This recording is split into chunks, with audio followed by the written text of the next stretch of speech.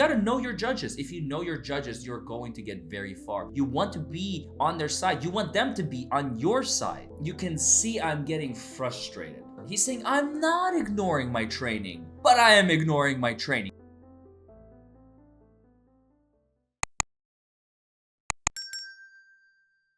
Well, hello everybody, and welcome back to your favorite show on the internet, Raw Law Unfiltered, with your favorite host, the DUI Guy. Plus, today, we're gonna continue with our favorite saga, your newest favorite saga on the internet, the cross-examination and direct examination of Officer Shannon Oliver in Lyon County, Kentucky. Now, those of you who are just joining us in the series, by the way, this is probably like, what, episode 8, 9, 10, somewhere around there. So we are right in the middle of the cross-examination of the cop. We're about just over halfway through the video.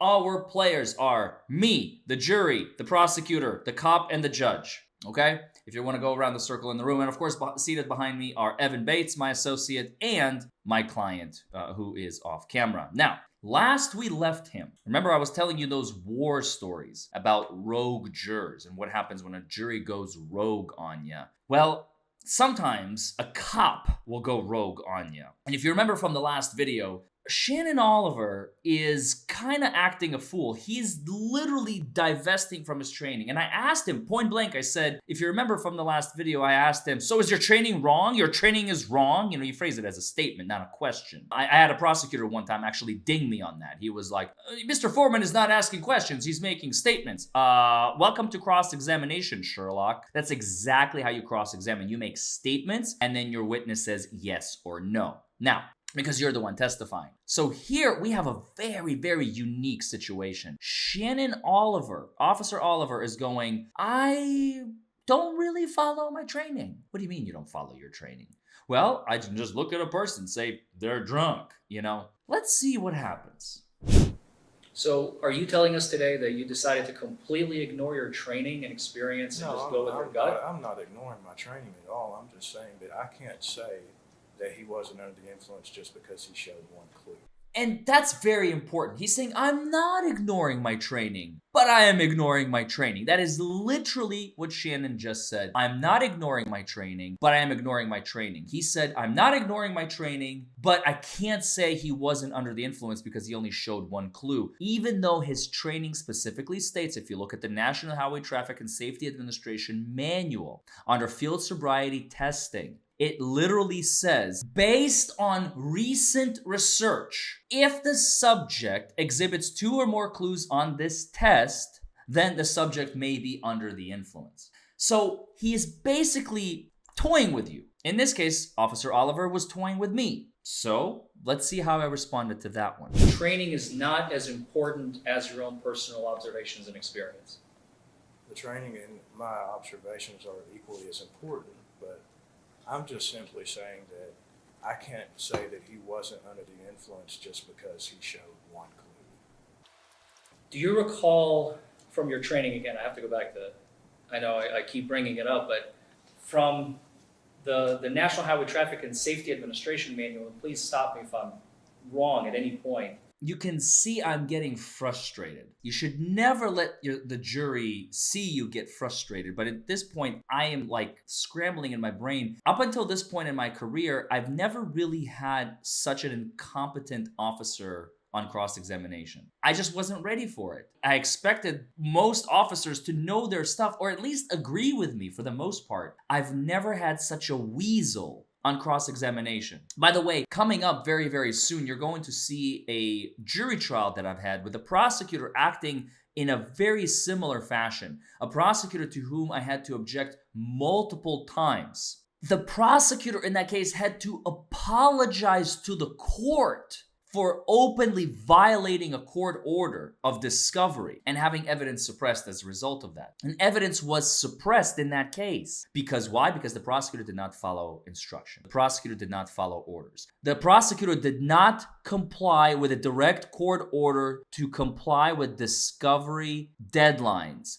and therefore violated it. I mean, think about how crazy that was. And I'm also going to show you a jury trial very shortly, probably in the next couple of weeks or so, of how this prosecutor, in the case that I'm telling you about right now, not in this video, but in another video, how I had to object to him just slimily and weaselly and greasily trying to evade basic courtroom orders and basic rules of court and of trial. I mean, it was just unbelievable, folks. Just unbelievable. But that is for later. So now we have an officer, and I'm so flustered and frustrated because I'm trying to wrap my head. Like, this cop is saying, I just can't agree with my own training. I cannot agree with my training. What do you do? I'm scrambling in my head. I'm scrambling in my brain. I'm going, how do I nail him? How do I pin this guy? I've never had a situation like that up until this point. I wasn't ready.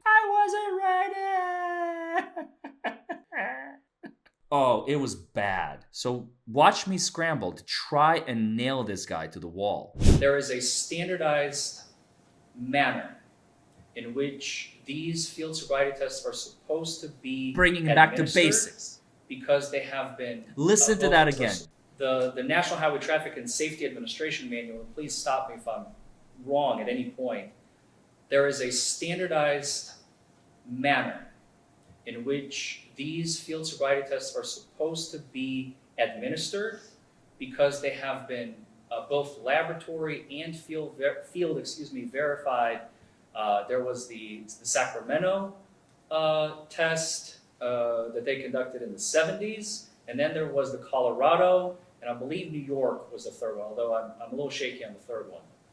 Does that ring any bells? Check to the form of the question. I don't think that's a question. I think that's a testimony. Oh, actually, it was in this case. Remember, I just said I had a prosecutor one time object to me saying, Your Honor, there's not really a question. That's a statement. I am making statements. I am telling him what the studies are. And I said, please stop me at any point if I am wrong, because I'm about to lead into a question. I believe that there were some studies done, and there was this study, and there was that study, and just give me a moment, you prick. I'm getting there. Just give me a second. You know what I mean? And he objected. Of course he objected. I mean, he didn't like it because I'm really, really hurting his case. But I understand it. He doesn't understand what I'm doing. I am hurting his case, and he doesn't like it. So let's see what the judge says and how I respond.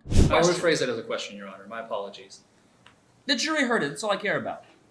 Are you aware, officer, that the training promulgated by the National Highway Traffic and Safety And by the way, Administration... once again, I want you to pay attention when I say, Your Honor, I apologize. I will phrase it as a question. Again, I don't care about the prosecutor. I don't care about his objection. I have an objective, and my objective is to win and make this cop look like the idiot that he is, okay? That's all I care about. So sometimes it's better to just like, okay, I apologize.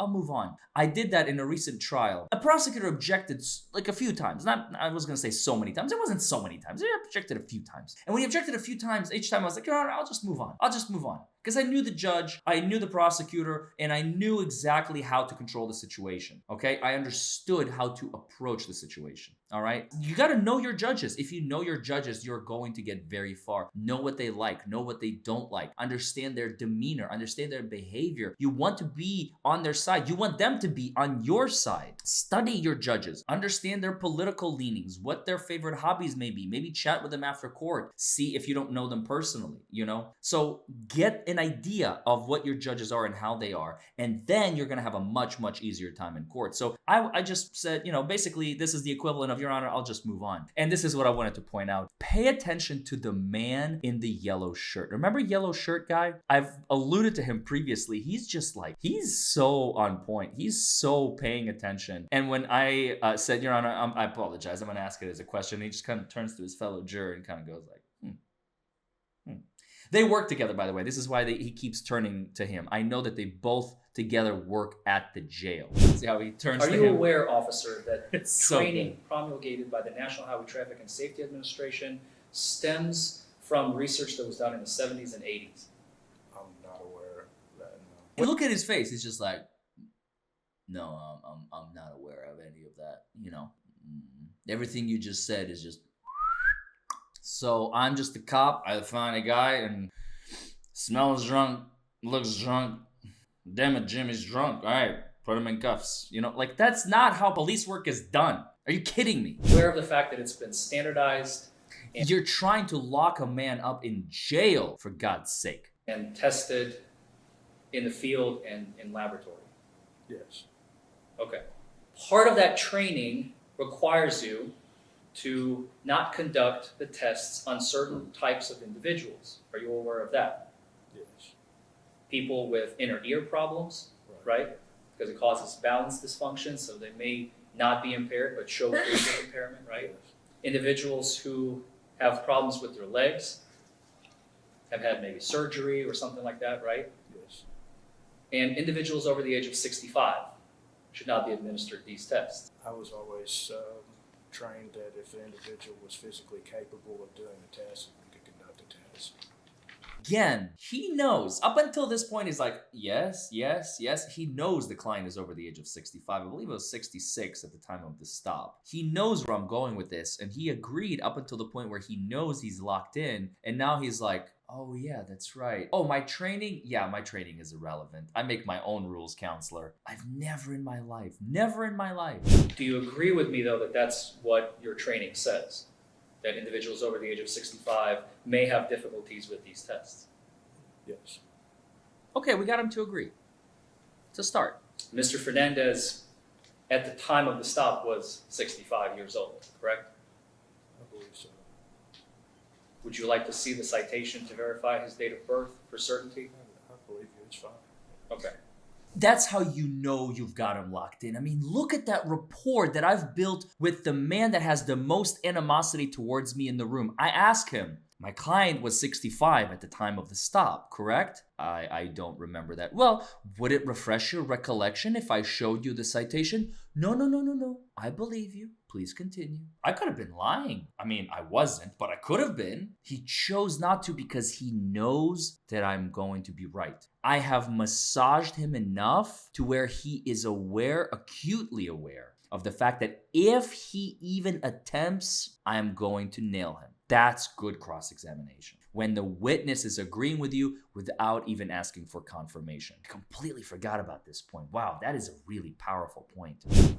And yet, Mr. Fernandez completed all the tests that you requested to do, except you said he was moving his head during the horizontal gaze nystagmus, right? Correct. After all of that, you decided to arrest Mr. Fernandez. Yes. He was very cooperative. He was. He didn't try to resist No. or flee or run or tussle with you and nothing of the nature, Nothing right? like that, no. He didn't quarrel with you or try to argue with you, No. talk his way out of it. No. He was very compliant. Yes.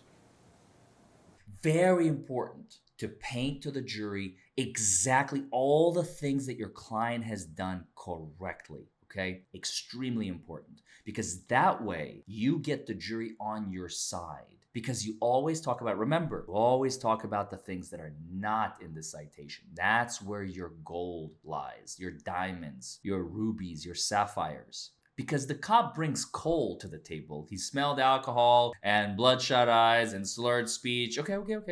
What about a flushed face? What's a flushed face? You know, when the capillaries expand due to alcohol and the face looks redder. Oh no, I did not see a flushed face, counselor. Oh, so an indicator of intoxication was not present, one that you cannot control, that the body naturally emanates, and you did not see that. And you didn't see him to have glassy eyes, did you? No, his eyes were not glassy. Oh, another common indicator of impairment that we have absolutely no control over in the human body. You did not see that, did you? I did not, no. Thank you. You know, and that's how you start to build your case.